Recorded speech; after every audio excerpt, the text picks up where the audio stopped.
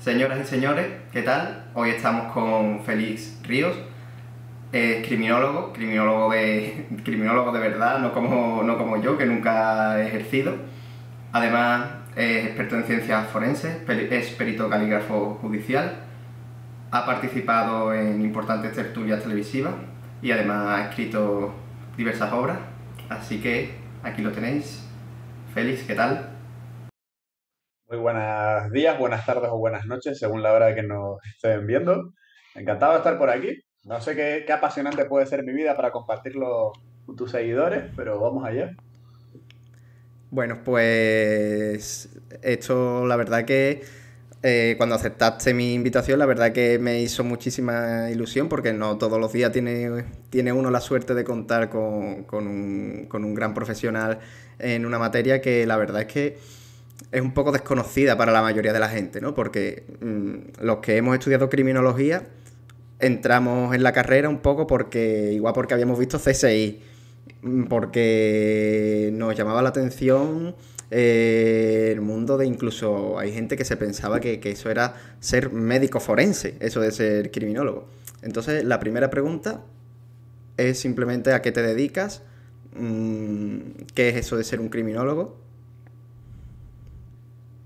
Bueno, uf, es una pregunta compleja porque sería como preguntarle, no sé, a mí me gusta mucho hacer paralelismos con el mundo de la medicina porque se entiende bastante mejor, ¿no? Es como preguntarle a una persona que ha estudiado, pues, medicina, ¿no? Ciencias de la salud, estudiarle qué es ser médico, ¿no? Claro, hay tantos médicos diferentes y hay tanta gente licenciada en medicina que se dedica a tantas cosas distintas que en el caso de los criminólogos pasa más o menos lo mismo, o por lo menos en teoría, ¿no? Como tú dices, ¿no? La teoría es que la criminología tiene muchas ramas.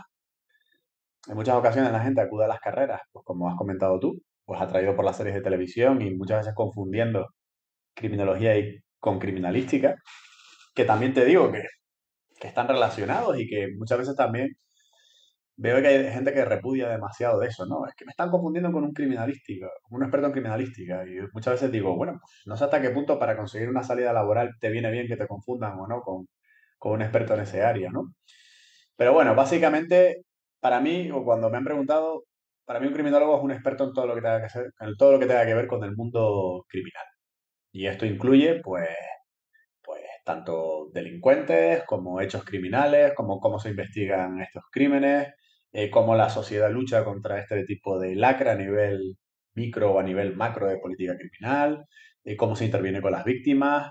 En fin, lo que pasa es que es un mundo muy amplio, es un mare magnum ahí un poco, a veces como muy difuso, ¿no?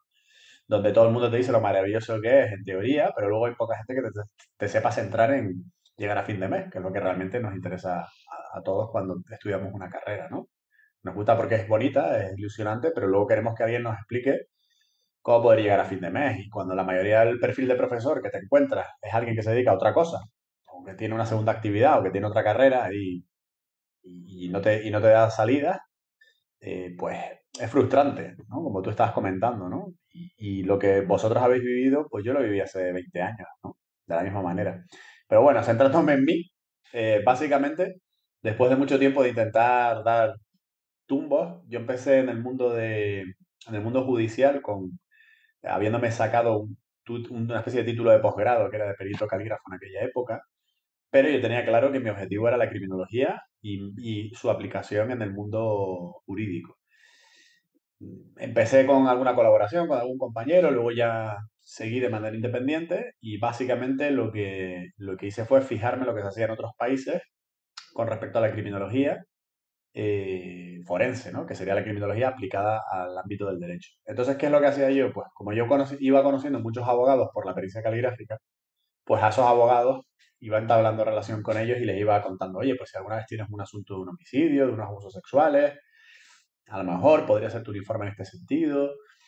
Y poquito a poquito, a lo largo de 20 años, pues más o menos he ido consiguiendo cosas en ese ámbito, a base de mucho ensayo y error, a base de no tener apoyo absolutamente de nadie normalmente, porque las universidades pues, o no saben o no quieren saber.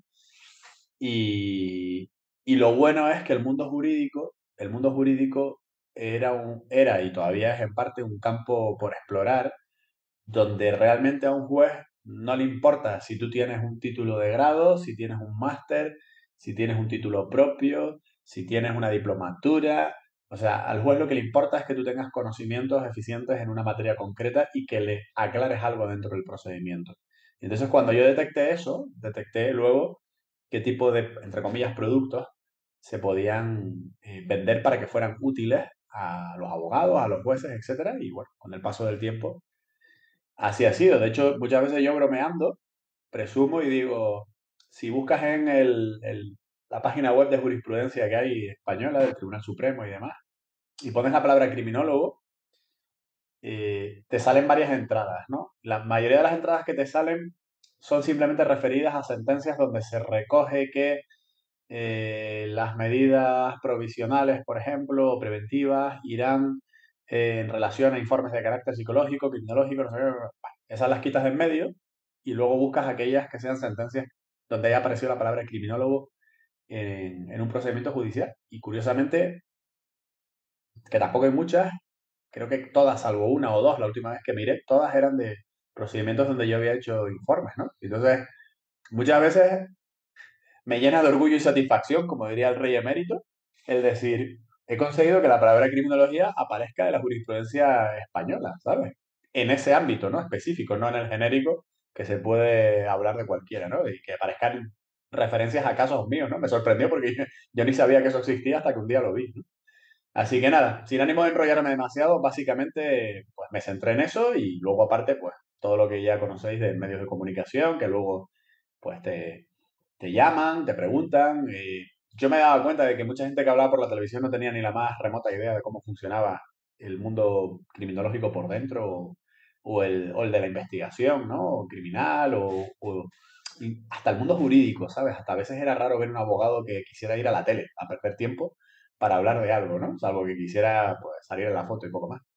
Entonces, por ahí también la verdad que hubo un campo interesante que se me fue abriendo ahí poco a poco, pero que evidentemente tampoco te da de comer. O sea, nadie de los que participan en programas de televisión, salvo que esté todos los días de la semana en un programa de televisión, pues se puede ganar la vida con eso, ¿no? Me hace gracia porque mucha gente cuando me ha visto que he colaborado en Cuarto Milenio, la gente me dice, ah, bueno, claro, pues si tú has colaborado en Cuarto Milenio, entonces, feliz, tú tienes que ganarlo bien. ¿Qué dices? Pero si primero la mayoría de las televisiones no pagan. Y luego las que pagan, y por suerte la productora de Iker es bastante seria en ese sentido, lo hacen, pero es imposible que puedas vivir solo de un programa cada 2 meses, por ejemplo. Ni siquiera un programa al mes podrías vivir con eso. Entonces son diferentes formas, ¿no? Yo creo que al final los criminólogos tenemos que diversificar un poco el mercado porque si no, no llegamos a fin de mes, ¿no? Así que Totalmente. nada, no sé si me he enrollado un poco, Bueno, pero yo siempre espero que la persona que venga hable y hable más y mejor que yo. Así que eso está genial. Lo que sí me ha gustado mucho que has comentado es que muchas personas que salen en los programas, ¿no? Y que igual se pueden hacer llamar expertos, realmente muchas veces te das cuenta de que no saben de lo que están hablando. Yo, por ejemplo, he estudiado criminología, pero realmente yo no me considero criminólogo, porque creo que los criminólogos de verdad sois personas que estáis ahí y dándolo todo por sacar adelante vuestro trabajo en un contexto en el que, como tú bien has dicho, nadie te regala nada y es muy difícil vivir de la criminología en España. Así que, en ese sentido, tú has dicho antes, ¿qué interés puedes tener tú en entrevistarme? ¿No? Pues mira, eso para mí ya es una motivación para entrevistarte. Una persona que ha conseguido vivir sobrevivir. o sobrevivir, o sobrevivir, pero bueno, eso dice mucho también de la persona, ¿no? Una persona que ha conseguido vivir o sobrevivir de lo que realmente le gusta, eso para mí ya es merecedor de estar aquí. También te digo una cosa, Javier, que todo parte de creerte tú mismo que eres criminólogo. O sea, quiero decir, tú has empezado diciendo, bueno, pues claro, yo no me considero criminólogo porque no ejerzo, porque tal.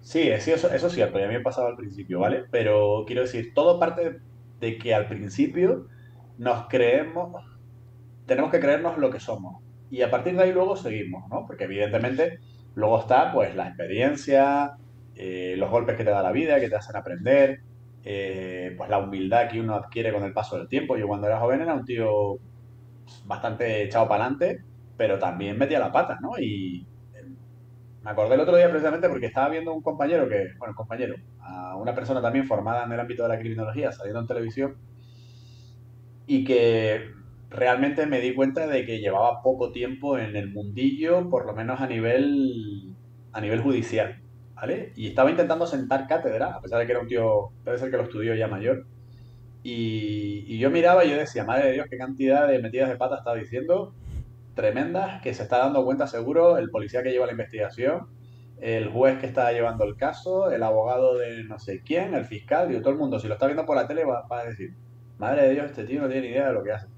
Y yo me vi un poco reflejado, entre comillas, porque inicialmente también me pasaba eso, pero al final también es cierto que hay que, no te digo echarle cara, pero sí hay que armarte de valor, creerte en lo que eres, porque en el fondo te has formado como tal, y luego, pues como cuando uno se saca el carnet de conducir, o sea, tú te sacas el carnet de conducir y luego aprendes a conducir después, ¿sabes?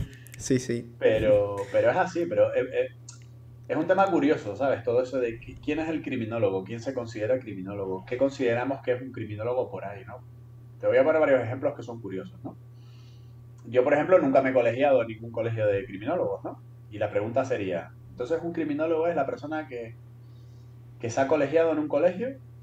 Bueno, vamos a ver qué requisitos hay para colegiarse según qué colegio. Por ejemplo, el Colegio de la Criminología de Madrid, que ahora le han cambiado el nombre para que sea todo de sexo neutro. Por ejemplo, no sé si habrá cambiado, pero la última vez que yo sondé sobre ese tema, tú podías tener un curso de criminología, no tenía por qué ser la carrera, creo, recordar.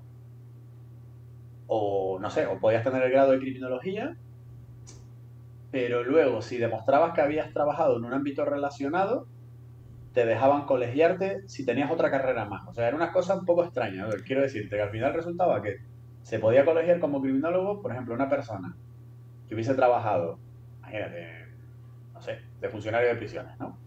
Toda la vida, que se había hecho un curso de criminología y aparte tenía, por ejemplo, la carrera de derecho, ¿no? Entonces esa persona se podía colegiar como criminólogo y de cara al colegio era un criminólogo. Pero luego, por ejemplo, te encontrabas con gente que yo conozco que son de la época de los títulos propios, pues como yo, que yo es que llevo ya 20 años estudiando. Mucha gente me preguntaba, ah, Félix, ¿y tú eres de graduado? Digo, pues ¿cómo vas a ser graduado si cuando yo empecé a estudiar no existía el grado de criminología? ¿Sabes? Y a lo mejor te encuentras con gente y que llevan trabajando en el ámbito de la criminología un montón de tiempo y que desde luego le dan 400 vueltas a cualquier otro tío que esté con un título, con un máster, colegiado, no colegiado, o sea. Y entonces se vuelven situaciones bastante kafkianas. Otra anécdota que yo creo que le va a llamar la atención a muchos de los que a lo mejor van a ver este vídeo. Recuerdo una vez me invitaron a un congreso en una provincia de España, ¿no? Era no me acuerdo, sobre temas relacionados con el mundo de la criminología, ¿no? Y apareció un chaval que estaba dando una charla que había hecho derecho. Y luego él se había hecho un máster de criminología, un máster así como muy light, ¿no? De estos de 6 meses y tal. Pero el chaval había cogido, el máster se lo había hecho por la Universidad de Georgetown, me acuerdo, y el tipo con dos narices se había ido a un país, no sé si era Malasia o no sé dónde, se había tirado allí, no sé si eran 3 o 6 meses, haciendo un estudio sobre el impacto que había de la tala de árboles sobre la fauna del koala rojo, creo recordar que era, ¿no? Un rollo muy de la Green Criminology, ¿no? Algo que a lo mejor aquí nos parecería chino, pero que a lo mejor en países anglosajones está súper desarrollado, ¿no? Y ahí el tío estaba dando su charla ahí, el tío explicándolo, tal, no sé qué, tal, y yo decía, ole los cataplines de este tío, ¿no? Que el tío ha cogido ahí, y además él decía, ¿no? Porque yo soy un enamorado de la criminología, porque tal, porque esto, porque lo otro. Y fue triste, tío, porque recuerdo que una de las primeras manos que se levantaron en el turno de preguntas fue un retrasado mental, que además era, creo que presidente de un colegio de por allí, que era policía local, era un tío que había sido, no sé si jefe de la policía local o no sé qué, y que había estudiado también criminología, pero que no había hecho nada relacionado con la criminología en su vida. Y el tío levantó la mano y lo único que se le ocurrió decir brillante fue, bueno, todo eso está muy bien, pero yo quiero decirte que tú realmente no eres criminólogo porque tú no has estudiado criminología y no tienes un título de grado de criminólogo y no sé qué y tal. Bueno, está muy bien lo que has hecho, pero solamente quería hacer esa matización. O sea, y en ese Wow. momento sí, yo Sí, estaba esa allí, titulitis de, como si llevar de 20 verdad, años pero o el tiempo que sea. me pareció tan patético, o sea, me pareció tan triste Un chaval que con toda la ilusión del mundo, buscándose la vida, gastándose seguramente su dinero de su bolsillo, estaba haciendo criminología de verdad. Y el único comentario brillante de un tipo fue eso. Recuerdo que me levanté y dije, qué pedazo de gilipollas es este tío. Se me tuvo que ir y me fui de la sala porque ardía por dentro, ¿sabes? Porque yo me veía un poco como ese chaval, ¿no? Y decía, joder, y es que yo hace años era un tío que hacía esas cosas, ¿no? Y me parece muy triste, ¿no? Que haya gente así. Y desgraciadamente en España y en la criminología hay mucha gente así, mucha gente que hay mucha envidia. A veces cuando ve un compañero que sale por la televisión y hay otro que lo está viendo, el primer comentario que se escucha es, ah, ese no sabe nada, o tal. Cuando yo creo que tendríamos que sentirnos orgullosos cuando vemos a alguien saliendo por la televisión con la palabra criminólogo debajo, equivocadamente o no, o haciéndolo lo mejor posible que pueda, ¿no? Pero tenemos ese rollo latino, ¿sabes? De que yo creo que en la miseria nos volvemos más egoístas, ¿no? Y yo siempre lo digo, el gran enemigo de la criminología en España son los propios criminólogos. ¿Eh? Triste, pero cierto. La verdad que son unas palabras que bueno, tú hablas claro, eso seguro. Y... Sí, no tengo pelos en la no, lengua, ¿no? no, ninguno, Ahora, ninguno. ahora entenderás por qué no tengo muchos amigos ni me invitan a muchas universidades a dar charlas, ¿sabes? Hay gente que me dice, ¿pero por qué no vas por las universidades, Félix? Digo, pues no me lo expliques, pero normalmente la mayoría, no todas, ¿eh? Muchas universidades no me quieren ver por allí porque no les interesa, ¿sabes? Que yo hable con franqueza y les diga a los alumnos lo que pienso. De hecho, yo cuando he ido a, fíjate tú, qué curioso, cuando yo he ido a universidades, incluyo la tuya, donde tú estudiaste, ha sido casi siempre invitado por estudiantes. O sea, han sido los estudiantes los que se han organizado y han dicho, vamos a traer un tío que nos explique algo que sea útil y que nos pueda ayudar para llegar a fin de mes. Sí, Porque porque... la mayoría de los universitarios... Mira, te pongo otro ejemplo, ¿no? Es que tengo anécdotas para aburrirnos. Me invitan una vez a una universidad bastante pijorri, ¿no? De Madrid. De estas que pagas una pasta gansa y tienes nada más que 5 horas de clase a la semana o una cosa así. Bueno, oye, que yo defiendo que cada cual estudie criminología como quiera y dentro de sus posibilidades, ¿no? Sí, Pero que me cada invitaron uno se gaste lo porque, que quiera al final. claro, había un profesor que era medio amigo mío y tal, la verdad era un tío muy majo porque había estudiado fuera, y era también un tío que se había hecho a sí mismo y tal, muy interesante. Y nada, pasé por allí, me quiso enseñar la universidad y a la hora de comer me dijo, venga, vamos al comedor y comes con nosotros y con el resto de los profesores de criminología, ¿no? Y, y estaba allí con el resto de los profesores y primero creo que ninguno era criminólogo. Y el que era criminólogo, bueno, no, ninguno había estudiado criminología en sí, pero bueno, había alguno que había estudiado criminología en sí, que, por ejemplo, había uno que era el responsable de criminología jurídica, era la asignatura, ¿no? Y va el tipo y me pregunta, tal cual, me dice, pero mira, Félix, ¿y tú qué haces dentro de los juzgados? ¿Sabes? Y en ese momento yo me quedé así pensando y le dije, tiene guasa que me lo estés preguntando tú, que se supone que das clase de criminología jurídica, ¿sabes? O sea, un tío que estaba dando clase sobre cómo aplicar la criminología dentro de los juzgados, no tenía ni la más remota idea, me estaba preguntando y además el tipo sorprendido, ¿no? Como que, o sea, es como si él hubiese estado dando clase de algo que él no se creía y que de repente le parecía sorprendente que yo un día fuera a un juzgado citado como criminólogo, ¿no? Y el tipo le sonaba como medio, esto debe ser un timo o algo por el estilo, Claro, es ¿no? que al final Yo la gente flipaba, ¿eh? que es como muy académica, ¿no? Parece que la criminología tiene que estar en las universidades y que de ahí no Criminología de salga. salón, mira, desde que yo estudiaba eso se le llamaba criminología de salón. Era Bueno, cuando la gente Félix, tú no puedes estar más alejado de la criminología de salón y más ahora con este proyecto del que, si te parece, hablamos al final, que es este proyecto de criminología en movimiento, que he visto que está a punto de sacar y no puedes estar más alejado de eso. Así que a mí en ese sentido, la verdad que chapo. Sí me gustaría un poco indagar un poquillo en tu obra. Porque al final sí has participado en varias tertulias, pero también has investigado a fondo diferentes casos, como por ejemplo el caso de Macastri. Pero cuando te refieres a mi obra, ¿te refieres a mis obras literarias o te refieres a mis obras como el Alcipreste de Ita o cómo va? Sí, porque yo al final me he puesto un poquillo más literario de la cuenta, ¿no? Por ejemplo, sí, a esta A los investigación, ¿no? libros.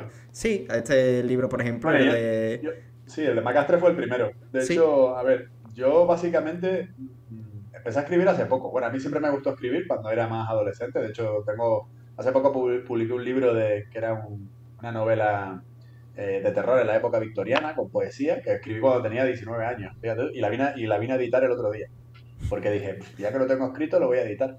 Y me gustaba, ¿no? Y entonces llegó un momento de mi carrera hace unos años donde dije, tengo ganas de contarlas. O sea, tengo ganas de contar lo que he vivido, las cosas que sé, porque creo que a otros criminólogos, o en general a otra gente, porque al final lo cierto es que yo dentro del mundo, entre comillas, de los followers, el 90% de la gente que me sigue a mí son gente normal, que no tiene nada que ver con la criminología, ni con las ciencias forenses, ni nada, pero que están enamorados de ese mundo, ¿no? Y entonces yo tenía ganas bueno, de contar un poco nuestra historia. Empezó con ese caso, ¿no? Un compañero mío que es policía local, que también es criminólogo, y empezamos a revisar ese caso hace unos años y publicamos el libro de Macastro. Ese fue el primero, pero luego publiqué otro que para mí fue muy importante, que se llama Postmortem, y es sobre la perfilación criminal aplicada a los casos fríos, y cuenta un poco mi historia de bueno, los buenos y los malos momentos, de cómo yo me he metido durante 20 años en casos que no se habían resuelto, un poco para ver si desde la criminología podía aportar algo, ¿no? Y es un manual interesante que me precio en algunas ocasiones de verme sorprendido porque me viene algún follower y me saca una foto y me dice, oye, que es que mi hijo que está en criminología, un profesor suyo, les ha citado un párrafo de tu libro. Y a mí eso me parece una cosa increíble, porque cuando yo estudiaba, claro, y veía citas de Durkheim o de, no lo sé, o de Lombroso o de Vicente Garrido, al que pude conocer en persona incluso, pues me parecía una cosa como inalcanzable, ¿no? De, bueno, yo, ¿quién soy yo, no? Y mira, ha ido pasando el tiempo y al final nada es imposible si uno tiene fe en lo que cree, ¿no? Y bueno, ese fue el segundo. Luego el tercero fue el de la matanza de los Alexander. Ese ya es un estudio más documental que hice de un caso que ocurrió aquí en Canarias, que tiene que ver con sectas, con satanismo, con exorcismo. Es muy interesante. Pero muy interesante sobre todo por la retrospectiva de cómo era la investigación en los años 70, ¿no? Imagínate, para tirarte un poco de los pelos. Y hace una semana, una cosa así, ya edité por Amazon lo que era mi estudio final de carrera, o sea, lo que llamáis ahora vosotros el TFG, a modo de libro, que era un análisis de atentados terroristas, que en su época tuve, entre comillas, el honor de que vino el secretario, el jefe de gabinete del secretario de Estado para la Seguridad, Fernando Bensosay, vino de Madrid, en este caso fue a Gran Canaria, a recoger una copia de mi estudio, porque en esa época el Ministerio del Interior no hacía estudios de atentados terroristas. Hacía cosas muy por encima a nivel policial, pero a nadie se le había ocurrido hacer un estudio como Dios manda de por qué se cometen los atentados, en qué época, de qué manera, en qué horario, quiénes son los perfiles de víctimas, cuáles son los métodos. Esa es una parte de fíjate, esa es una parte de la criminología poco desarrollada aquí en España y que es normal en otros países. O sea, no se concibe, por ejemplo, la sociología o la medicina sin que alguien haga investigación. Y cuando me refiero a investigación, no estoy hablando de investigación policial, ¿vale? Estoy hablando de investigación estadística, macroscópica, microscópica. Y en España hay muy pocas universidades que estén haciendo eso. Muchas veces el TFG suele ser un trámite así un poco para quitártelo de encima, hasta te dejan hacer una especie de trabajo. A mí me escriben a veces estudiantes de diferentes lugares de España, de diferentes universidades, y me dicen, Félix, ¿me podría usted mirar el TFG y tal? Y yo a veces los miro y digo, madre de Dios, si yo llego a ser del comité, no apruebas ni de broma, ¿sabes? Y hay que trabajar eso. Hay que trabajar eso porque le da seriedad, ¿eh? Le da seriedad a una carrera el hecho de que haya gente que haga estudios, que... He visto cosas muy buenas también, ¿eh? He visto cosas buenísimas. Vi un trabajo de una chavala que creo que también, creo que era, me parece que era de la Universidad de Sevilla, que había hecho un estudio sobre un método de perfilación criminal aplicado a un caso que fue curiosamente un caso que yo llevé. Y me acuerdo que cuando luego me contactó y vi el informe dije, hostia, me parece brillante, ¿no? Y hasta se lo mandé al jefe de la unidad de análisis de la conducta de la Policía Nacional, en el que estaba de jefe en aquella época, lo conocía, y el tipo lo vio y me dijo que le pareció también brillante. O sea, hay gente muy buena por ahí en las universidades, estudiantes que tienen mucho talento, y están desgraciadamente un poco coartados.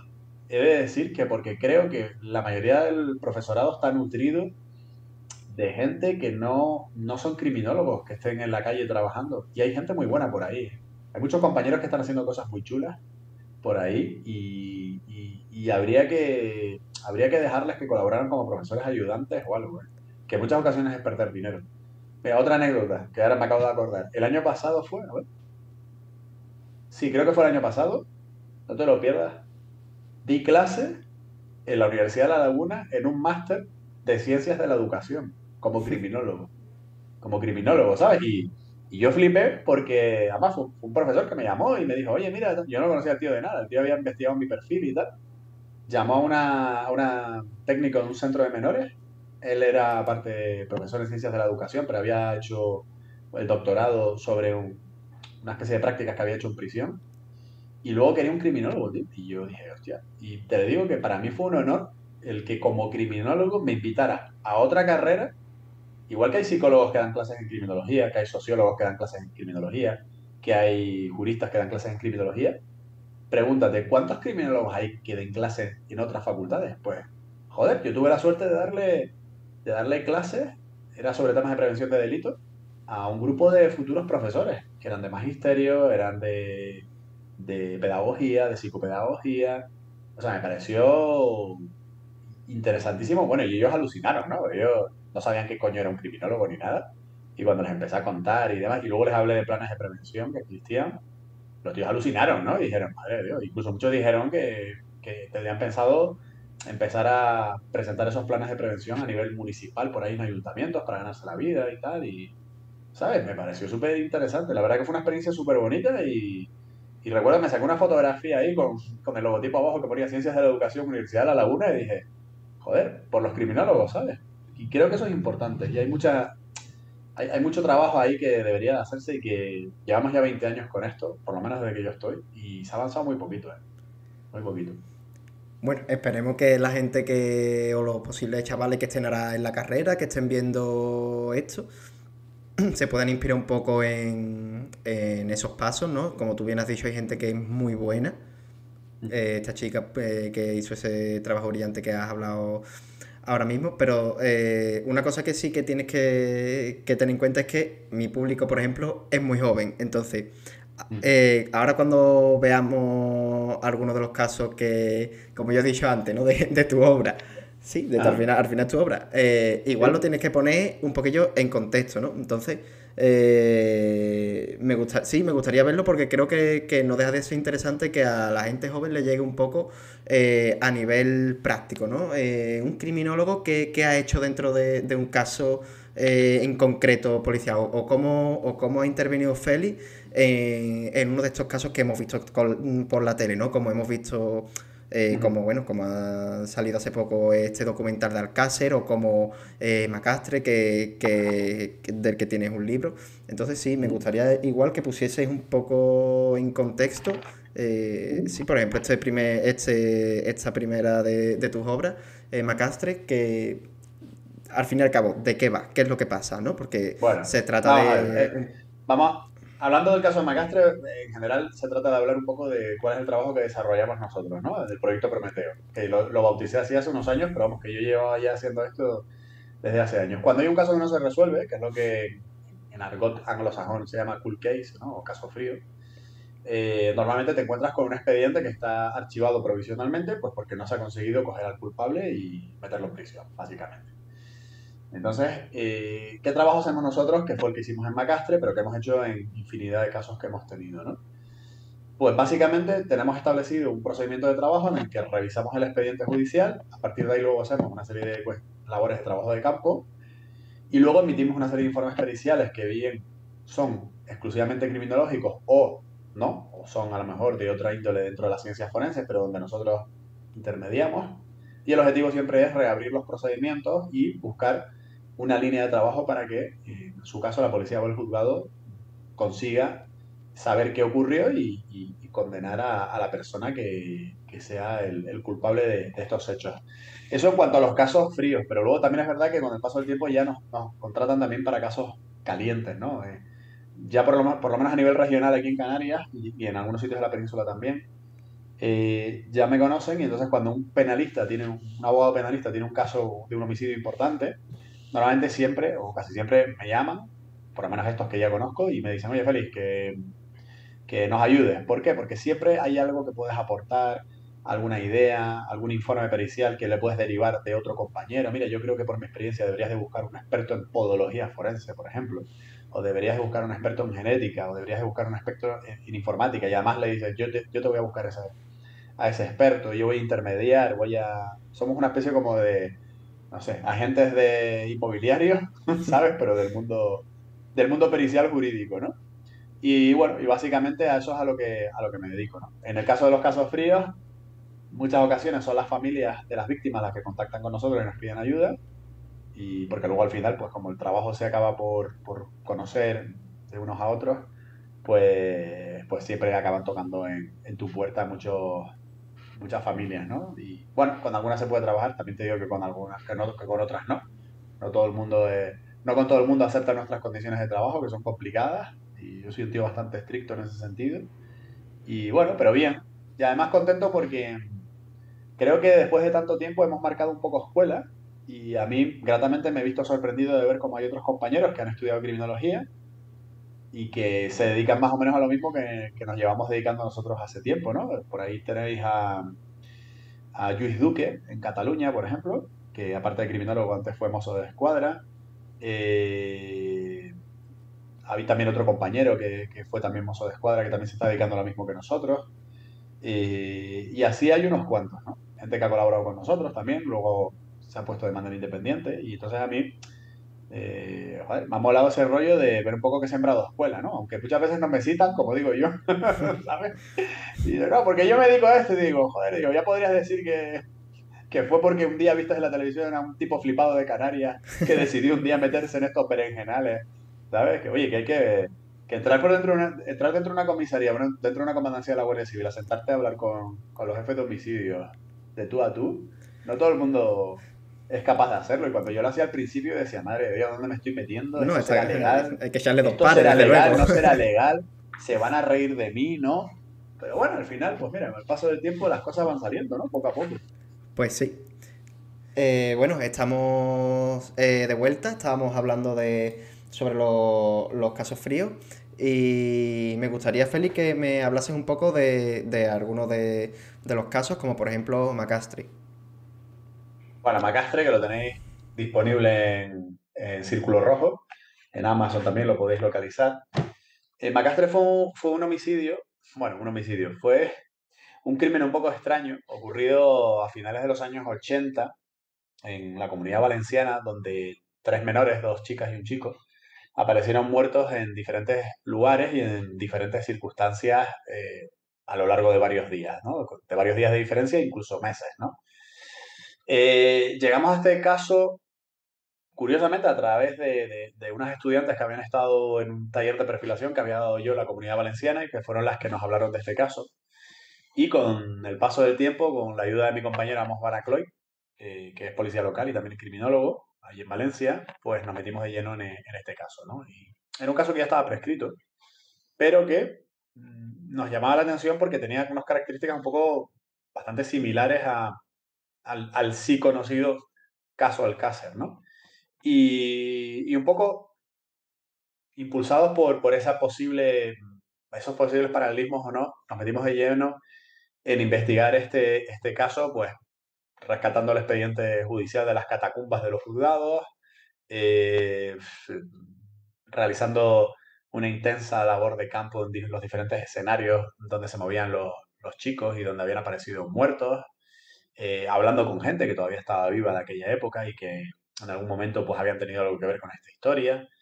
Y fue muy interesante porque fue el primer paso para destapar lo que luego nos dimos cuenta que eran un montón de casos bastante truculentos.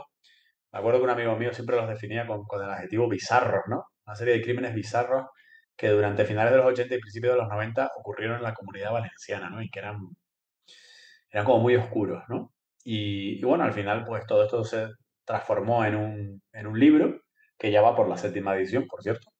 Y la verdad es que bien, porque el libro en sí transmite un poco pues todo lo que es la investigación que hicimos y además cuando yo publico un libro intento que sea muy didáctico. O sea, normalmente tienes, como pasa en este caso, esquemas determinados donde se puede observar pues las víctimas o los escenarios, en fin. O sea, que quiero decir que hay un trabajo más allá de escribir una historia, sino además pues de representarla, de utilizar ilustraciones forenses para, por ejemplo, ver cómo aparecieron cada una de las víctimas, etcétera. Siempre un poco guardando el decoro no mostrar fotografías desagradables, que es algo complicado, ¿no? En estos casos. Y bueno, pues ese es el caso Macastre, pero ya te digo, lo que tiene de especial el caso Macastre es que forma parte del primer libro que escribimos, pero vamos, que tenemos una retahíla, como se dice en Andalucía también, de casos para aburrirte, ¿no?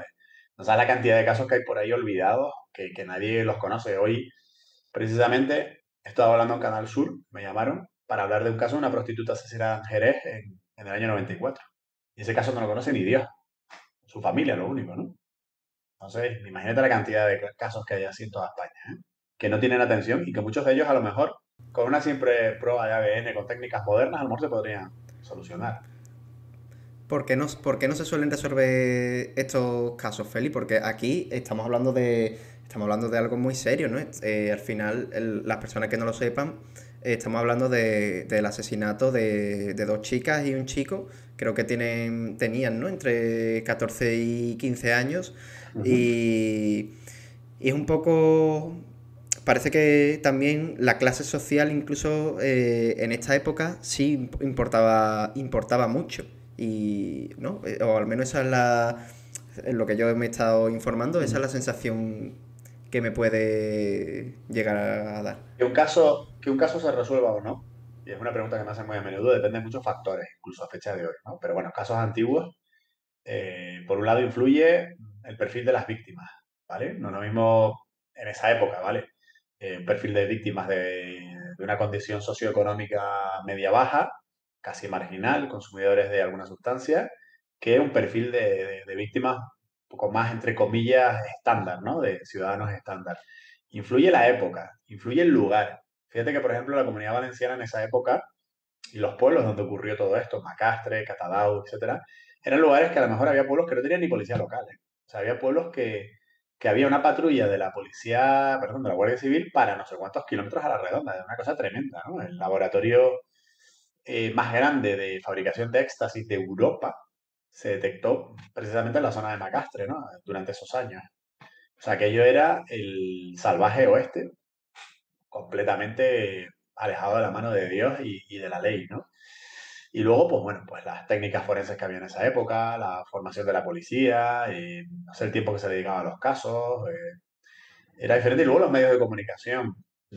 La única diferencia que hubo entre el caso Alcácer y Macastre, y que influyó en el trasfondo entre estos casos, fue que simplemente en el año 92 fue cuando empezaron a trabajar en España las televisiones privadas, programas como Quién sabe dónde, en fin, y otros más, y el Canal Nou, canal autonómico valenciano. Entonces, fue simplemente, o en gran parte, la trascendencia del caso Alcácer vino por ello. O sea, si no hubiesen estado allí los medios, posiblemente el caso Alcácer hubiese sido un caso Macastre.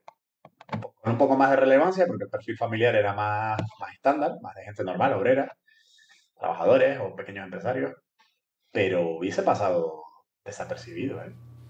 Como otros muchos, seguro. De Macastre a mí me llama la atención el hecho de que, a ver, yo es verdad que trabajo con menores, he visto cosas bastante heavy, pero sí que y sin intención, por supuesto, de faltar la memoria de las víctimas, está claro, pero sí que, por lo que he leído, estas personas tenían las víctimas tenían una adicción bastante grande. No sé si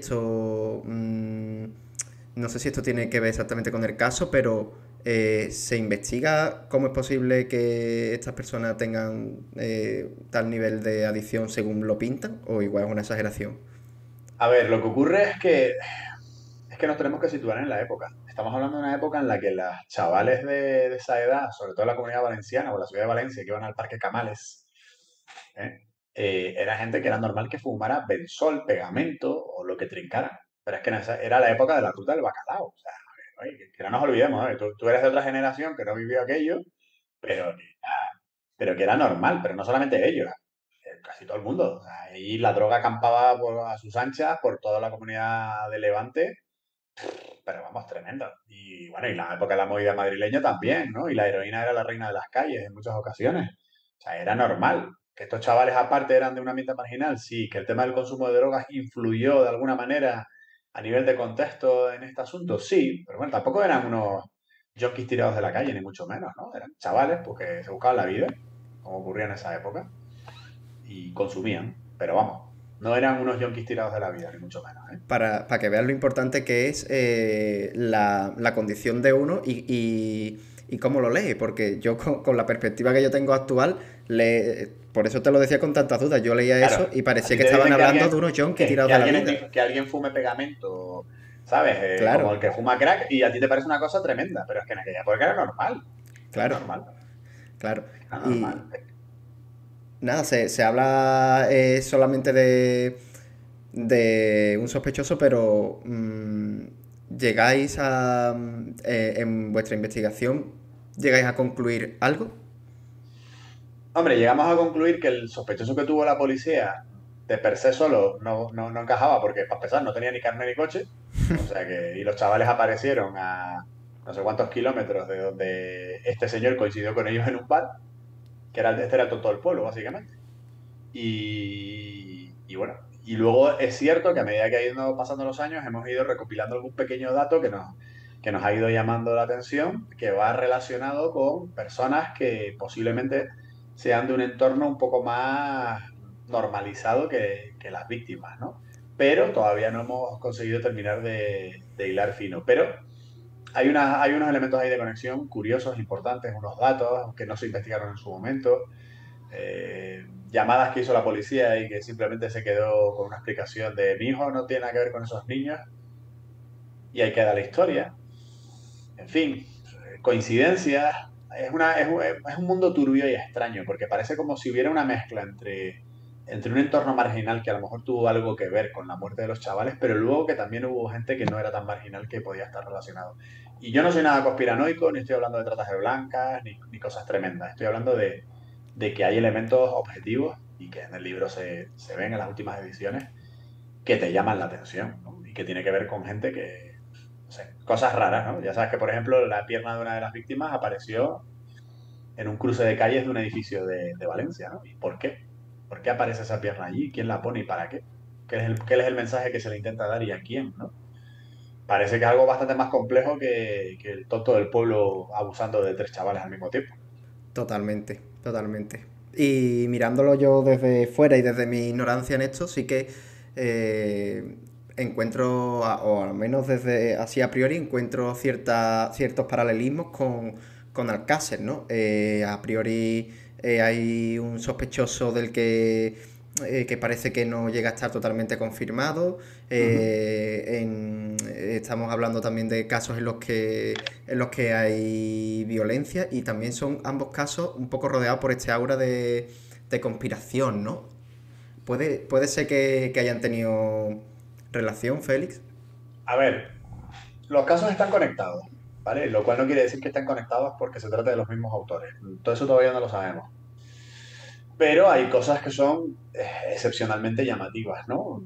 Por mencionar solo algunos detalles, pues, por ejemplo, el último lugar donde se ve con vida a las chicas es en un bar, que es el Bar Catadau, también llamado Bar Parador, y que es precisamente pues, el lugar donde se supone que Anglés y Ricard hacen una pausa cuando están torturando a las niñas de Alcácer para ir allí a comerse unos bocadillos. Pero bueno, entrarán o no entrarán ese día en el bar, es justo el bar desde donde parte el camino de tierra que sube hasta la Romana. Pues, qué casualidad, cuántos delincuentes con tal falta de escrúpulos había en aquella época, en aquel lugar. Luego el cuerpo de una de las víctimas de Macastre aparece en el canal del pantano de Forata, en el kilómetro, no me acuerdo qué número de kilómetro era, vamos. Y la guarida, por ejemplo, de Ricard y Anglés de Alborache está en otro kilómetro de ese mismo canal. Hay una funda de un cuchillo de monte de una forma muy específica que aparece bajo el cuerpo de Pilar en el caso Macastre y que se corresponde con el mismo modelo de cuchillo que, por ejemplo, está en, pues, que fue en el coche que utiliza durante su fuga Anglés, ¿no? O sea que hay algunas cosas, hay algunas coincidencias. ¿Son coincidencias rotundas para tú decir, no, pues mira, aquí tiene que haber algo que ver y se trata de los mismos autores? No, no lo son. Pero desde luego hay una serie de conexiones que son innegables, que por mucho que digamos, tienen que ver. ¿Hasta qué punto? Pues no lo sé, pero que tienen que ver seguro, no puede ser casualidad.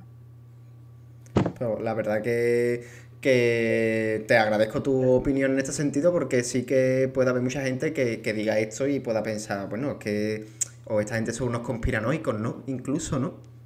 Podrá haber Mira, quien tú resaltes tu verdad y te tache automáticamente mira, nosotros de de todas maneras, conspiranoico. también desde que estamos en el caso Alcácer, los conspiranoicos nos tachan de oficialistas y los oficialistas de conspiranoicos. O sea que ya es como que nos resbala un poco todo, ¿sabes? Al final, porque te digo una cosa, al final nadie quiere ser objetivo. Es que el problema está en que la gente se mete en los casos porque quiere tener la razón, ¿no? Esto tiene que ser esto, seguro. Y no se dan cuenta que la mente científica, o sea, cuando un médico, por ejemplo, está estudiando el origen de, no sé, del COVID, ¿no? Estoy investigando el origen del COVID. Tú no vas predispuesto a decir, es que el origen del COVID está en el mercado de Wuhan y punto. Y entonces yo voy a buscar eso. No, no, tú investigas y de repente al principio de la investigación te puedes decantar en un sentido, luego en otro. O sea, hay que ser flexible, ¿no? En eso consiste la actitud científica.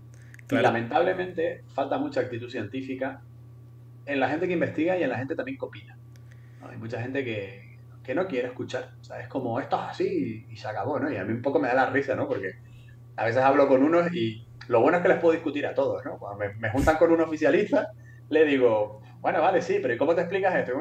Y no te saben decir, ¿no? Y luego lo mismo con los conspiranoicos. No, es que esto pasó, que no sé qué. Digo, pero tú sabes que la genética dice esto y eso es imposible. No, no, pero ¿y si lo pusieron allí? ¿Y si la prueba? ¿Y si la sangre? Digo, bueno, pues si manipularon todos los escenarios de Alcácer, entonces pueden manipular cualquier caso de España, de cualquier cosa. Y yo siempre digo que creo más en la torpeza del ser humano que en las conspiraciones, ¿sabes? Es mi experiencia, los últimos 20 años, ya te digo. ¿Cuánta gente habrá que se tache de ese o que se ve a sí mismo como los ultracientíficos y después están repletos de dogmas o sea, No tienen lo la actitud sé, más es anticientífica del complicado, ¿eh? mundo? Es complicado, ya te digo, porque al final siempre influye mucho la manera de ser de cada uno para enfocar un problema, para enfocar un caso. Y yo te digo que, por ejemplo, en mi equipo a veces pasa que cuando enfocamos un caso no siempre tenemos igualdad de criterio, ¿no? A veces nos liamos discutiendo 3 horas seguidas, unos y otros, ¿no? Porque cada uno tiene sus condicionantes, cada uno tiene su manera de ser, su manera de pensar y todo eso influye en cómo ves un caso, ¿no? Yo siempre les recomiendo a los estudiantes de criminología y, por supuesto, a los de derecho, una excepcional película que se llama, no caigo ahora si era de Hitchcock, pero bueno, se llama 12 hombres sin piedad, ¿vale? Es en blanco y negro y es la historia de un jurado deliberando para saber si condenan a un tío o no, a un Sí, de chaval. hecho hay una parodia de los Simpsons de ese capítulo. Correcto. Pero bueno, pero lo interesante es que en esa película se ve que las miserias de cada uno de los miembros del jurado influyen en cómo ven el caso y en cómo son las relaciones que se establecen entre ellos a la hora de deliberar.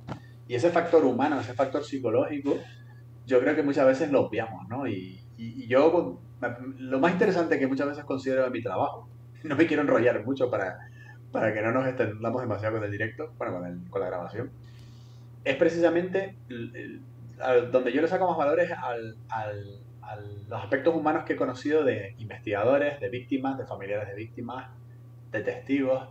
Me parece lo más apasionante de mi trabajo, ¿no? De compañeros con los que he colaborado. O sea, en muchas ocasiones digo, "Buah, paso más tiempo evitando que la gente se pelee entre sí que siendo productivo para el caso, ¿no? Por ejemplo. Y es muy interesante, porque todo eso influye, hay mucha psicología de por medio. Mira, por ejemplo, otro servicio, y doy un salto a una pregunta anterior, otro servicio que hacemos nosotros en los casos con jurado, hay abogados que nos contratan para ver un poco el perfil de jurado que creen que puede ser más favorable para sus intereses, o que incluso detectemos qué enfoque hay que dar a determinados testigos o a determinados peritos para que puedan influir mejor o no en los jurados. Y es así, hay mucha psicología humana en ese sentido, ¿no? A mí me pasa que cuando voy a testificar cuando voy a ratificar un informe pericial en un homicidio conjurado, casi siempre le pregunto al abogado, ¿quién es el líder del jurado? Me dice, ¿cómo que quién es el líder? Digo, sí, el líder. ¿El presidente? Digo, no, el líder. Digo, tiene que haber alguien que hable más, que opine, que los demás lo miren, identifícalo en las próximas horas. Y cuando me lo identifican y yo entro a ratificar, prácticamente le hablo solo a esa persona. Porque sé que el factor humano está ahí y que luego cuando se retienen a deliberar, este va a ser el tío o la tía, normalmente la tía, porque suelen ser mujeres los jurados, que va a influir en la decisión de los demás. Entonces, es una parte bonita del trabajo de la criminología y que seguramente tú en tu momento, cuando experimentaste con temas de menores, te diste cuenta que había una gran enseñanza de vida en conocer el factor humano de las personas con las que tratabas, tanto sus miserias como sus virtudes, ¿no? No, yo no creo de hecho que se pueda ser un buen criminólogo si no se es una persona que esté dispuesta vamos a decirlo claramente, a mamar la miseria de las personas con las que trata. Está claro. Al final, yo es que por eso volvemos a lo de la criminología de salón, ¿no? Que yo a veces digo, "Buah, aquí hay mucha gente que no se ha sentado". Pero yo tuve la suerte, no sé si buena o mala, y no quiero decir que todo el mundo tenga que tener ese perfil, de que yo estudié en un instituto público de una zona bastante complicada en la isla de Gran Canaria, era el barrio de la Isleta. Y aunque yo era de otro barrio, pero me tocó ese instituto, y yo tenía compañeros que siguen siendo amigos míos, donde para irlos a buscar, para ir a jugar al baloncesto, pues en el portal de la casa había un tipo pinchándose heroína. Y quiero decir, cuando mamas esas cosas, como tú dices, desde el principio, y cuando luego hablas con mucha gente, hablas con muchas víctimas, hablas con familiares de víctimas, hablas con asesinos. Yo he hablado con gente que ha cometido asesinatos, violaciones y todo, y de prisión, he hablado con ellos, he hecho informes. Uf, eso te da un bagaje vital importante, te hace crecer como persona y te hace también valorar las cosas que son importantes en la vida. Y creo que eso falta mucho. O sea, la gente se ha acostumbrado mucho hoy en día a creer que todo se puede aprender a través de una pantalla, de un móvil, de un vídeo de YouTube. Y falta mucha gente pateándose las calles y pasando hambre, ¿vale? Y pasando hambre. Creo que eso es importante y eso es algo que le falta también a los estudiantes de criminología, a todos los estudiantes, pero a los de criminología también en España, ¿no? Y yo, por eso se los digo, salgan de las aulas, no se crean que ustedes van a ser criminólogos por lo que les están enseñando aquí, búsquense la vida por fuera, hagan cosas más de lo que les pidan, vayan a ver a sus profesores. Si tienen un profesor que es abogado, vayan a verlo un día tomando una declaración a un detenido. Si tienen un profesor que es médico forense, pídanle por favor que les deje ver una autopsia. Si tienen un profesor que trabaja en un centro de menores, vayan allí de voluntarios, aunque sea un mes. O sea, pero búsquense la vida, porque con lo que te dan en la carrera, olvídate que vayas a salir adelante o que vayas a entender realmente cuál es la realidad de este mundo, ¿no? Criminológico. No, está claro que se crea que con la carrera simplemente va a tirar para adelante, ese se va a morir de hambre. Vamos. Eh, el otro día estuve. Porque yo a todas las personas que traigo, sinceramente, me gusta. Y más si salen y tienen un canal de YouTube interesante, como es tu caso, me gusta ver algunos de sus vídeos. Y el otro día estaba precisamente en el gimnasio y mientras entrenaba y demás, estaba escuchando un vídeo tuyo que la verdad es que me quedé flipado. Porque es el de grupos terroristas Incel.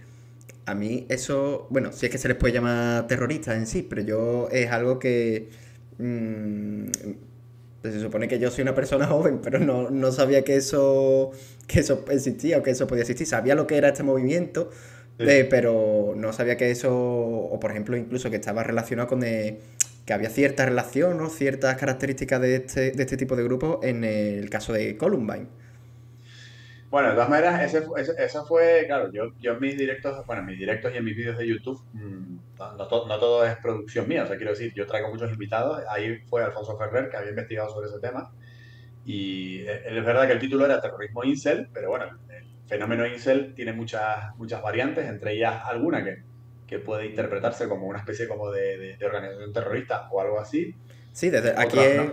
hablando de criminología, esa sería la parte que aquí nos interesaría realmente. Bueno, en general, de todas maneras te digo una cosa. La gente se olvida de que el criminólogo no solamente estudia al criminal, estudia Bueno, también por las conductas supuesto. desviadas. Claro, Las claro, por conductas supuesto. desviadas. O sea, un criminólogo podía trabajar perfectamente en un centro de desintoxicación, en temas de drogas, ¿por qué no? De hecho, yo conocí a alguno que trabajaba de promociones anteriores a la mía que llegó a trabajar de director de Gandhi, por ejemplo, ¿no? Claro, Que era yo he una trabajado en ONG. centros de menores. Pues te digo que no siempre tienen por qué ser criminales, pueden ser conductas desviadas en general. Entonces, bueno, pues oye, esa gente que tiene una especie de misoginia ya a unos niveles enfermizos, evidentemente, pues son un objeto de estudio interesante para el mundo de la criminología. Y Alfonso, que por ejemplo, que Alfonso no te lo pierdas, Alfonso es profesor de autoescuela y periodista aficionado, pero es un apasionado de todo lo que tiene que ver con la criminología y es una de esas personas que se documenta, que se prepara los temas y que luego, bueno, transmitiendo. Y bueno, en el caso de ese vídeo, pues la verdad que estaba interesante. Pero bueno, uno de tantos también. Sí, no deja de ser algo anecdótico, pero bueno, lo quería mencionar porque la verdad que me llamó mucho la atención como eso, como una conducta que a priori puede ser simplemente, ¿no? Un sentimiento, ¿no? Que ¿Mm? sería lo que tienen estos grupos, como a raíz de que nadie, y cuando se estudian teorías de la criminalidad, muchas veces se ve esto. Cómo tiene que ser un problema que en principio es así de chico y eso va. Una bola que va rodando, que va rodando, que va rodando, hasta que al Claro. final acaba viendo, bueno, algo que es una verdadera tragedia. Y el tema además es que hoy en día, como existen las redes sociales, ya todos los locos se juntan. O sea, por ejemplo, el Daesh o el Daesh no sería lo que es si no existieran las redes sociales. O sea, porque se han dedicado a hacer proselitismo a través de redes sociales y además lo tenían muy bien estudiado y trabajado. Contrataban a productores cinematográficos importantes para que les hicieran los vídeos de las ejecuciones de víctimas. O sea, quiero decir que antiguamente todos esos locos existían, pero no se conocían entre ellos. Pero hoy en día las redes sociales, lo bueno es que si eres aficionado, no sé, a la casa de la butarda cogolluda, pues seguro que encuentras 5.000 tíos en todo el mundo que les gusta lo mismo y con los que puedes hablar todos los días. Y lo mismo pasa con la gente que son radicales islámicos, con la gente que son xenófobos, con los que son misóginos, con los que son andróginos, con los que son, en fin, de todo, ¿no? Ahí, todo el mundo se encuentra con todo el mundo, ¿no? Y bueno, es lo que hay. Pues sí, la verdad que son cosas que al final eso, como digo, cosas que al principio son, pueden llegar incluso a ser tonterías, entre comillas, ¿no? Parecer tonterías de niños, de adolescentes, pueden llegar a ser algo Ya. muy grave y llegar incluso a esos actos que en principio parece que pueden hasta llegar a ser considerados como terrorismo, ¿no? Y hablando de terrorismo, en uno de tus libros, como tú bien dices, como ese refinamiento de tu trabajo, de tu estudio de fin de carrera, habla sobre al final del análisis, ¿no? Del atentado terrorista.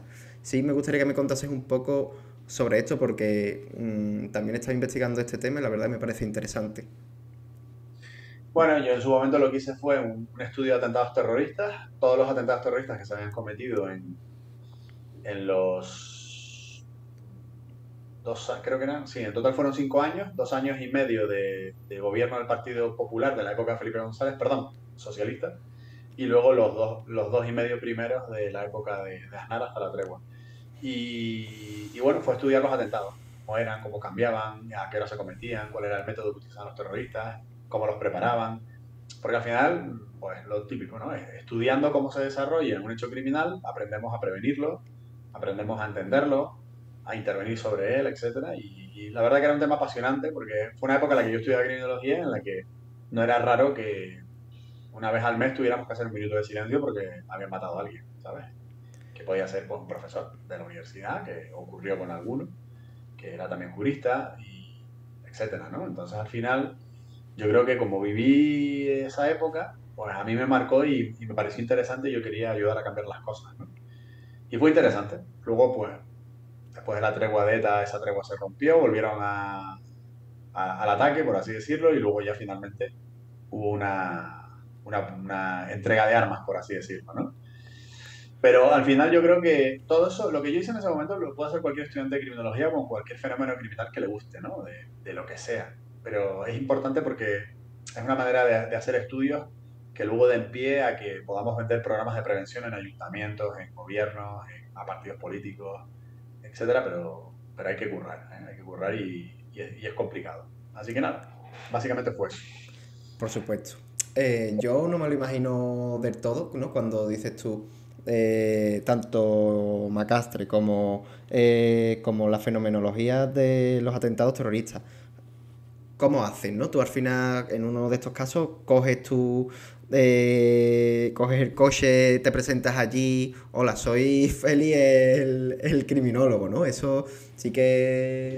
Bueno, depende. O sea, eh, vamos a ver. Cuando se trata de revisar casos, pues sí, hay una parte de trabajo de campo que hay que hacerlo así. Por eso te digo que te tienes que creer tu personaje. Hombre, yo empiezo a tener la suerte que a veces voy a los sitios y a la gente le suena mi cara de haberme visto por la tele Aquí en Canarias es más común porque también he colaborado con la televisión autonómica varios años y entonces a veces llego a los sitios y la gente de repente me... Voy a hablar con el dueño de un restaurante, me pasó el otro día, donde comía un posible homicida de un caso y antes de preguntarle el tipo ya sabía, digo, usted es fulanito de tal y seguro que viene por el caso de tal. Digo, sí, pero en antaño, pues yo iba por ahí y le decía, mire, disculpe, que soy criminólogo, estoy haciendo un informe para el juzgado y sobre el caso que pasó aquí hace no sé cuántos años, como usted es vecino de la zona, no sé si escuchará algo y tal. Pero al final, sí, a ver, si tú te crees tu personaje, porque tu personaje es real, la persona con la que hablas te va a creer y te va a ayudar o va a hablar contigo o lo que sea. Ahora, si tú vas sin creerte lo que eres, o con miedo de estar haciendo algo legal o no es legal, pues evidentemente nadie te va a dar ni la hora, ni van a querer hablar contigo. Pero hay que hacerlo así, hay que hacerlo así y eso es en ese ámbito de casos. El tema de los atentados terroristas, eso fue un tema más de investigación periodística que hice, que fue a través de los periódicos porque los atentados eran como eran, no tenían mayor secreto, ¿no? Todo lo que pasaba en un atentado se publicaba en esa época porque además los terroristas nunca ocultaban que habían cometido un atentado, ni nada por el estilo. De hecho, era normal atribuirse un atentado, ¿no? Entonces, bueno, pues son diferentes esferas dentro de mi vida profesional. Una más de calle, más trabajando, y hay otra parte que todavía a veces pega en mí, que es el tema científico, que me mola, incluso de ver gente que me manda sus TFG para que yo les eche un vistazo. Pero me parece que es interesante y hay que trabajar en eso también. Pero bueno, no se puede hacer de todo. La, uy, Bueno, sí, la verdad que es fascinante. ¿Te parece, Félix, antes de que terminemos, que hablemos un poco de criminología en movimiento? vale, sí, porque ya en breve tengo que terminar para preparar el Sí, directo al canal. mira, tenemos 10 minutos, no tenemos ni 10 minutos, tenemos el 9:41. Vale, 9:41, ¿vale? Y así venga, también puedes tú hablar de esa iniciativa venga, perfecto. No, que no, sí sí, que... me parece perfecto, me parece Y además yo perfecto. estoy Bueno, deseando que eso salga para adelante, la verdad. Tiene muy buena verá. pinta. Bueno, inicié el programa de criminología en movimiento. La idea surge este verano. Realmente el verano pasado, no sé si creo que fue en agosto, eh, ya me había rondado por la cabeza, pero nunca me había atrevido a llevarla a cabo, ¿no? Pero es verdad que desde justo antes de verano, yo tenía en mi canal YouTube casi 100 vídeos. Nunca me interesó monetizar mi canal, no sabía ni cómo se hacía. Pero bueno, conociendo a otros youtubers más o menos importantes, empecé a aprender cómo se hacía esto, a crear un poco más de contenido. Y me sorprendió la cantidad de gente que desde hace años seguía el trabajo que yo estaba realizando, ¿no? Yo no tenía ni idea. Entonces empecé a hacer directos, la gente respondía, hablaba. Y se me ocurrió el proyecto, bueno, se me ocurrió un proyecto que era recorrer durante 3 meses España grabando un vídeo a la semana hablando de un caso que hubiese ocurrido en una ubicación geográfica o hablando con algún familiar de alguna víctima de un caso, ¿no? Sobre todo casos poco conocidos, ¿no? Y dije, bueno, pues no tengo nada que perder. Lo dividí en 3 fases. La primera fase, que fue un poco como toma de contacto para ver si mis followers en aquel momento respondía. Yo he calculado que puedo tener en torno a los 20.000 followers entre YouTube, Facebook, Instagram. Habrá algunos que estén duplicados, pero bueno, más o menos unas 20.000 personas por lo menos interesadas en ver lo que hago. Y la primera fase fue la obtención de un ordenador portátil tipo gamer, que tenía que ser potente para editar vídeos, que es desde el que ahora mismo estoy haciendo la entrevista contigo. Y en 2 semanas conseguimos recaudar los fondos mediante donaciones que la gente podía hacer voluntariamente. Yo sorteaba libros, de Macastre, otros más, en fin. Y la gente respondió. Y además, la gente muchas veces me decía, me donaban dinero por Vision, incluso me decían, no, si yo no quiero participar en el sorteo, Félix, es que a mí me gusta lo que haces y me llama la atención. Y claro, yo aluciné, porque yo pensé que era un loco. Digo, yo soy un loco al que me hacen caso, pues los que están conmigo en el proyecto Prometeo, que seremos 10 o 20 personas a lo sumo en toda España, ¿no? Y digo, pues ya está, Félix el loco y sus amigos. Y no, y había un montón de gente que le gustaba lo que hacíamos.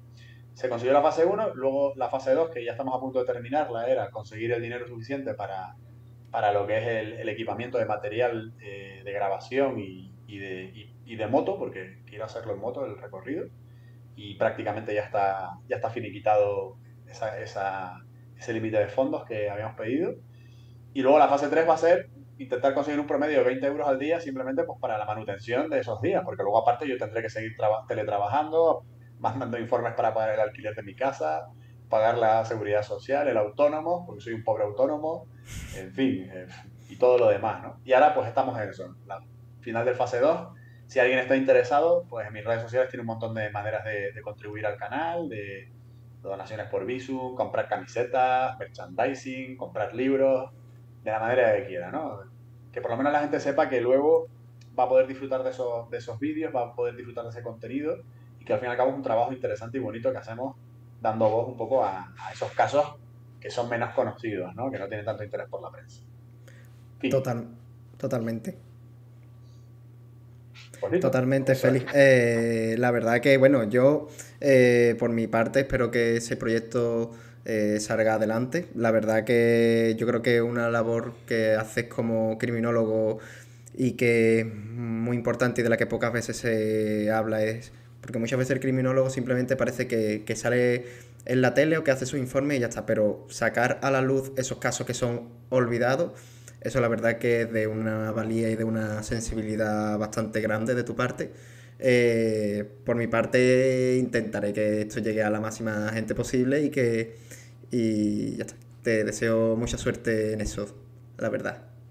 Bueno, se agradece que hayas tenido interés en conocer mi trabajo y sobre todo en darlo a conocer también a tus seguidores y que la gente entienda que al final la criminología pues es una ciencia como cualquier otra, pero es una ciencia muy humana, donde si realmente le tenemos cariño y vocación, aunque luego nos dediquemos a otra cosa temporalmente, que yo lo he hecho, y hay otra gente pues, que tiene otro trabajo, pero siempre volver a la criminología, porque al final, cuando algo te gusta con pasión y que además creo que la gente que estudia criminología por la general son gente que no suelen ser egoístas, suelen ser gente altruista, suelen ser gente que quiere ayudar, pues que eso al final siempre tiene una recompensa. Lo que pasa es que las recompensas tardan en llegar y hay que ser muy constante, ¿no? Pero que nadie pierda ese enfoque, ¿no? Que la gente que está estudiando criminología o que tiene la carrera, aunque acaben trabajando en un gimnasio, aunque acaben trabajando en el McDonald's, donde sea, que nunca abandonen de todo la criminología, que hagan algo, que participen en algún directo, que publiquen un libro, que hagan alguna investigación por su cuenta, que tengan un blog. Hoy en día las redes sociales nos dan un ámbito de trabajo importante, que tengan grupos de trabajo, grupos de debate, lo que sea, comentar películas. Se pueden hacer miles de cosas, ¿vale? Pero que no lo pierdan de vista porque si al final es tu camino, al final uno lo va a conseguir, ¿vale? Y vas a acabar por poner tu huevo, digamos, en el nido. Pues sí. Pues las personas que queráis conocer un poco más de Félix, dejaré su enlace en la descripción del vídeo. También sacaré algún clic corto, que eso la verdad que muchas veces que sí que corre como la espuma. Perfecto. Y, y nada, también si queréis saber, por supuesto, tenéis sus libros seguro que en Amazon tienen de todo. Pues sí. Así, así que nada, Félix, muchas gracias. Venga, un abrazo y cuando queráis ya sabéis por dónde andamos.